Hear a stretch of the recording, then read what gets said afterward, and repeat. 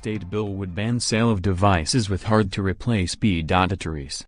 Washington state legislature is moving quickly towards banning the sale of devices containing difficult or impossible-to-remove batteries, Motherboard reported today. With a potential start date of January 1, 2019, the ban is a standout element in Representative Jeff Morris's Fair Repair Act bill, aimed at helping consumers avoid planned technology obsolescence. If passed, the bill would require portable devices to be more easily repairable, rather than disposable. Available for public inspection under the working title HB 2279, the bill has received committee approval on its way to a vote by Washington's full House of Representatives. Unlike earlier right-to-repair bills, it addresses the specific issue underlying Apple's recent iPhone throttling debacle, the role failing batteries play in premature device replacement. Morris notes that Washingtonians have pointed to iPhone battery issues as accelerating the demise of their technology, so they have to buy the next model.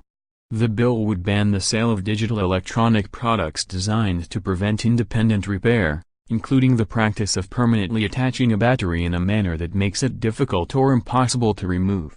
While many portable Apple products such as AirPods might seem to be impacted, the current bill only explicitly covers flat-panel screen-equipped devices such as smartphones, electronic reading devices, laptop computers, and tablets, not accessories.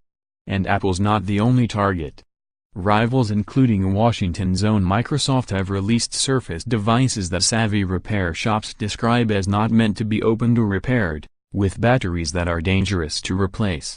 As Motherboard notes, 12 states introduced right-to-repair bills in 2017, requiring device manufacturers to provide repair information and parts for their electronics. 17 states have similar bills pending in legislatures as of today. In general, the bills aim to stop manufacturers from hoarding components necessary to keep devices functional, and using software locks to discourage third-party repairs or parts.